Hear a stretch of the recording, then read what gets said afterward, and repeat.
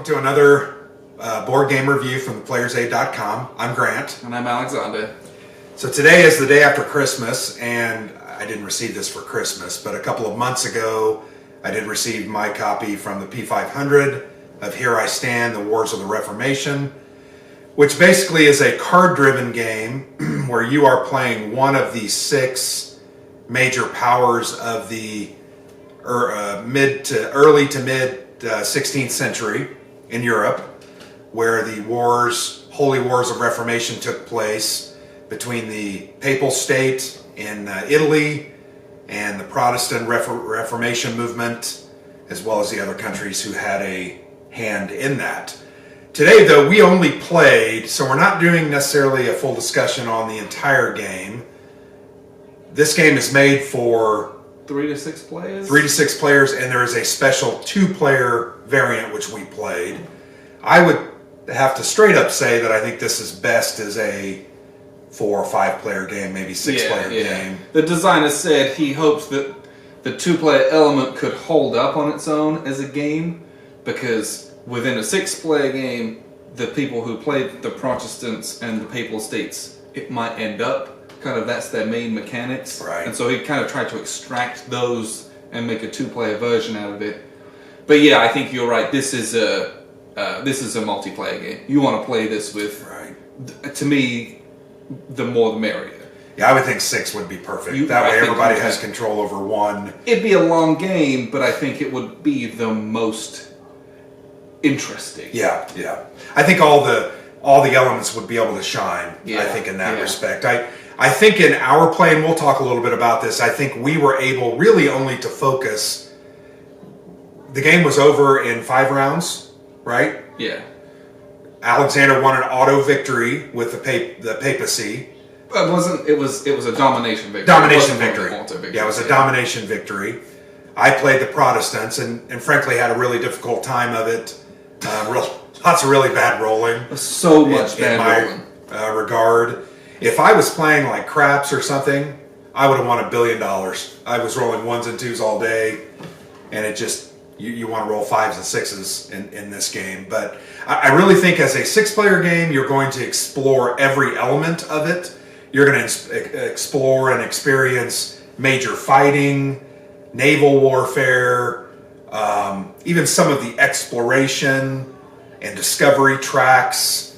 You're going to get into Henry VIII and his many wives, and how that played into the Reformation and the war between England and France and different things like that. I think you're also going to really get a feel for how each of the different factions are different. Yeah. This is an asymmetric game. They all have different abilities, different ways to score, different victory conditions. So it's really a cool game. The game was made by Ed Beach. The original edition was in 2006 from GMT Games. This is the 500th anniversary edition that just came out this October. And that's of the Reformation, not of the... Right, of the game. Yeah. Like 500? Of the Reformation itself. 1517 to 1555. Yeah, 1517 is when it really kind of kicked off for the 95 thesis and all that. October the 31st of 2017 was literally 500 years anniversary of the 95 thesis from Martin Luther. And components-wise, it's beautiful. Oh, this is a really great game. I have no idea about the 2008 version. Right. I don't know if they've made changes or beefed it up or anything like that. So they did. What they did is they added some new debaters. Okay. Thomas More is one that I know specifically was added. He comes in in round 5 or 6. So they did add some new elements. They also changed, I believe, the crossing Atlantic and the New World areas, which is kind of cool. I really wanted to experience that, but I knew we that's more for the multiplayer stuff. But lots of really neat elements. So Alexander, what did you like about the game? A lot. This game is huge. It's a big 3-inch box. There's a ton of stuff in it, and this game is big. The rules are big. There's a lot of them. 40 pages worth of rules. Yeah, there's 6, factions, each of which are very different, have very different interests, very different things that they're going to go about doing in order to win. And I think the way that that comes out in the game through your individual player boards, which have your different powers, there's a big long list of actions, but not everyone can take all those actions. And if you can take those actions, it might cost you a different amount to the other player. So there's that whole aspect of it. But I also like, this game, it only takes place over about 40 years. Right. But in the first, 4 or 5 rounds, I'd gone through 3 popes. I was on my 3rd pope. You've got Henry VIII for the English. He's going to marry a bunch of times and divorce and kill his wives and all that. Then Bloody Mary's going to take over. He might have a son, maybe. There's a whole Henry VIII's pregnancy chart. Yeah, there is. It's pretty cool. So you might get Henry's wife's pregnancy chart. That's I don't know that I've ever seen that in a game. And, Edward VI might come out. I mean, there's so much stuff for each faction. Like the French have that, the Spaniards have that, the Ottoman Empire has that, and there's a lot. And what I most was excited for this game was the interplay between the religious war and the actual political military war. And I think we got a very small taste of that, because the 2-player variant focuses very much on the religion. Right. You got the Protestants, they're trying to reform, and it's a very wilderness war style, point-to-point flipping control or conversion. A game that we played earlier this year, 1960, Making of the President. Yeah. You're really going through and trying to take control of certain areas, or this reminds me of Washington's War a little bit with the, I'm trying to flip and influence this area, and then you're just trying to take it back. Undo it and do more to you. And there were neat ways to do that, right? There were write a treatise where you would get a couple of opportunities to reform an area. You could also do a theological debate. Those were fun. Which was really cool. We did probably 5 or 6, maybe 7 of those. Or with the translations of the New Testament and the Bible, you would get chances to roll those out. And so we got a lot of the religion. We got slightly less of the political, although me as the papacy, I was going around consolidating my power within Italy. So I got Venice or Venetia on my side, and Genoa kind of politically strong-armed them to join me, and took over a lot of independent city-states like Florence and Milan.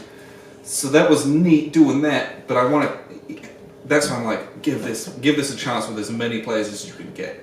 Because I'm sitting there just doing my little thing. Well, if I've got the Ottomans kind of sweeping in across the Ionian Sea, or I've got the Habsburg through Spain coming across from southern Italy. In the French, you made the French invade me from the north through Turin. Just fascinating. You'd constantly be.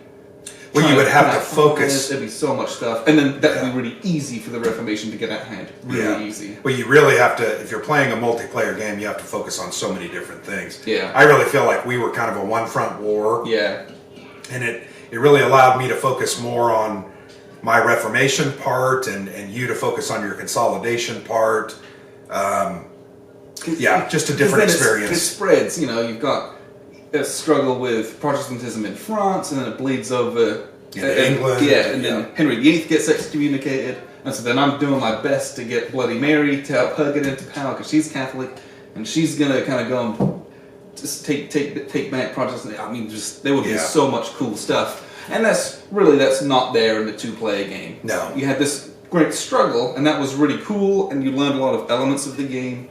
But I really want to play this again with as many people as we can get. It would be. I want to max this out because there's a whole diplomacy chart where who's at war with whom, who's all the different allies. Yeah. And it's interesting. The game rules talk about you can get together and kind of debate amongst your allies and say, well, what do you want to do? How do you want to handle this? Can you give me your troops? Can you do this? And it's very interesting, the different interplay you have there that we didn't necessarily have. Yeah. So the 2-player game uses a special diplomacy deck that tries to replicate some of the global events that take place, certain invasions, other things that happened. I don't know that I loved that. I think that was something I would like to explore more. As the Protestant player, I felt like most of the events that I drew had nothing to do with me. you're right. I used them to kind of Yeah. block you in certain areas. But that's really all they did. But it just didn't seem, I don't know, it didn't seem that interesting or that, I don't want to use the word well thought out because I'm sure that it took a lot of work, but it just didn't really flow well for me, and I think that's something I would love to explore again to I just try to feel understand like that better. They didn't impact our game very much. It was That's just really what it was. I almost felt like an added-on appendage that wasn't necessarily like a third eye. Yeah, like it was just like, you lose a boat. I hadn't used boats the whole game. Yeah, so why did we care? Yeah. Or how many times did I put, there's a ton of boats down there, and it didn't really matter. Yeah, it just didn't the French invaded. affect the game. I'll just go around them. Yeah. So what about the CDG element? Because this is a card-driven game. Yeah. What did you think about the CDG? And because it's very standard, right? There's op points or command points. There are events. One thing about this game is the events don't always go off necessarily for the other side. And that's the mandatories do. But there isn't. The cards aren't faction aligned. That's the real big difference. In most other ones, it's a two-player game, and I've got they're either red or blue. Right. The red ones are good for me, and the blue ones aren't good. Like Wilderness War. Yeah, and in that game, the enemy events don't go off. But Labyrinth they do. This one, they're just generic cards with a lot of generic events of just like this. It's an attack or a counter attack or something historical religious event. So you can play everything fairly willy-nilly. It's not a big deal. The choice between doing some of your actions with your command points or going for the events, I felt like I didn't do any events in this game. I did a bunch of events. I felt like I didn't do any because they were either just okay or a lot of them would benefit other people. Right. So the events that I used, one of them was called A Mighty Fortress. Right. It refers to the Lutheran hymn, A Mighty Fortress is Our God, but a lot of my cards that I used allowed me to do free Reformation actions, and sometimes they were up to 4 or 6, which was pretty powerful. Yeah. But they devolved into becoming a crapshoot. I felt like I had to roll, frankly, I had to roll 6s. On a 6, the Reformation automatically works. So that happened maybe half a dozen times. It happened a few times, but more often than not, it becomes a roll-off, and I felt like a lot of times it became a roll-off with me having one or two dice, and you would have sometimes 4 and 5 because it got down to the point where I was trying to get these areas that were influenced by a lot of cities. Right. And it became hard. And as hard as that was, I'm like, I guess that's really what it is. It should have been You that go way, to southern Germany right now, they're still significantly more Catholic than the north of Germany, for example. So there was some of that, but it was very, very difficult at times. Like you'd roll a die or two, and then I'd chuck 4. Yeah. And it was... And a lot of times I'd roll a 1 or a 2, maybe a 3, and it's like, oh, okay, I'm going to lose this one. And that's what happened, and that's part of it. But I did like there were a lot of elements that you could mitigate those rolls, but they were tough. You had to have a reformer adjacent. Well, I couldn't move my reformers until the event. Well, they're all static, the reformers. Okay, but the my troops. Move, yeah. Troops also gave bonuses, but I couldn't move them until a certain card came out. That card didn't come out until the end of round 4.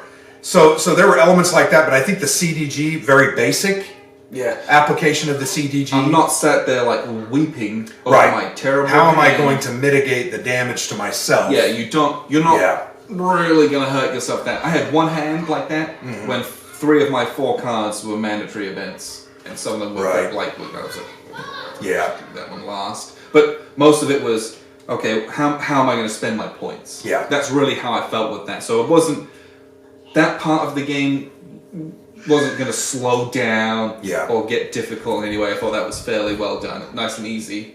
I think the interesting part of the CDG was your discards. The discard pile gets shuffled back into the deck every turn.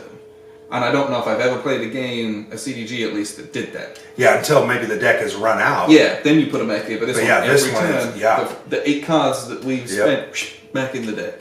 And I think the first 2 or 3 turns, I got similar cards. Yeah, I had one. Then finally I got recurring. Yeah, so that was interesting. The CDG element of it is, I think, one of the more basic CDGs. And in a game this complex, I like that. Yeah, because it wasn't overbearing. This is just This is just how I drive the game. Right. And the game is what am I going to do? Yeah. Like if a game was this complex with that kind of complex hand management, first off, that'd be the most incredible design of all time because there's just a lot of interplay there. So you keep a simple hand, so it's this bit's simple. Okay, do I do 3 ops or do I do this a bit? That's it. That's all you got to worry about. And then it's how to manipulate the board, and because there's a lot of things you can do, but it's doing what you want to do. You can, with your cards, you can just not worry about your cards. You can just go out there and try. You can try to affect the board without being like, I lose victory point. Right. Playing Labyrinth, just like the whole game. Well, and that's a brain burner too. Yeah. This was much more simple, I think. Also, the card management, at least. Right, the card management side. Yeah. Yeah, the other parts of the game are fairly complex and fairly involved. Like I said, 40 pages of rules. There's a lot of, well, if this happens, then that can't happen. So we probably need to play this again and really once over the rules again, just to get it more clear. But overall, I think a very fun game to play. We played it once we got it set up in about 2.5 hours. Which I don't think is bad. No, but we did a lot of rules reading since our first time. So it might have been 2 hours. Well, we ended early too because the game got over quick. The game ended as early as it possibly could. As early as it could. It's supposed to go 9 rounds. We ended up doing 4 full rounds. It can go 9 rounds. Right. So yeah, I really like the player aids. I like the progression. I like this table element here. Lots of choices. Let's hold this up real quick. I mean, if you can see this, double-sided actions that players can take. There's a lot that can be done. From moving troops, recruiting mercenaries, fighting, sieging, removing unrest markers, just all kinds of stuff. I mean, there's a lot to do. Burning books for the papacy, building the cathedrals. I had translation of the Old and New Testament in 3 different languages I was trying to do. That was kind of cool and fun. I struggled with that because I couldn't get into France, so it didn't make sense for me to go all out and translate it in French when I couldn't use it. So that was interesting. Maybe next time I'll do some things differently in that respect. What was something maybe you didn't like about the game? I did. It was big.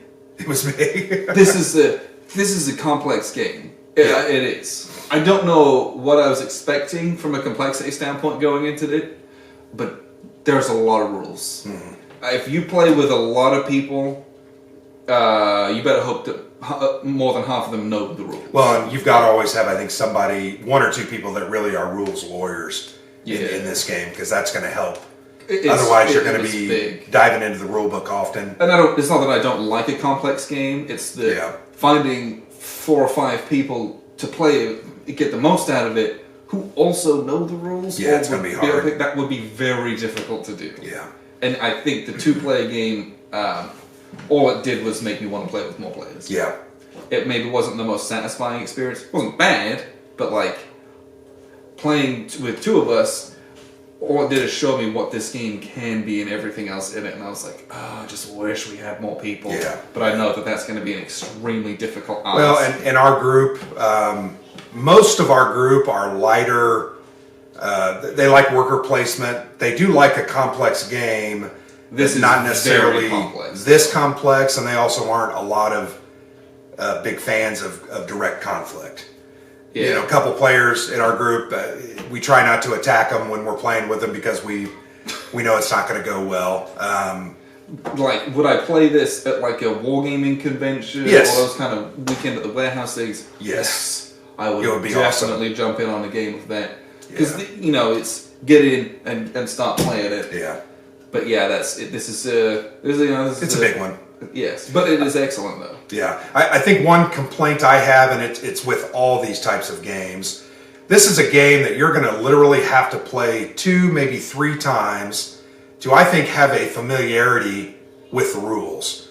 Then you can start kind of devising strategy. To come in here, understand the rules, and devise a workable and a winnable strategy your first play, I just don't think that's possible. Maybe I'm wrong, but I felt like I did not have a good enough grasp of my faction, how I could win, and how your faction was trying to win as well, and that was only 2 out of the 6. But I would say my counter to that is I think that you had the most complex faction.